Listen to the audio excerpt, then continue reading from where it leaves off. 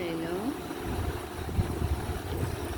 చెట్టుకి తీస్తున్నప్పుడు వీడియో చేద్దాం అనుకున్నాను, కానీ చీకట్లో సెల్ లైటింగ్ వేసుకొని తీశాను.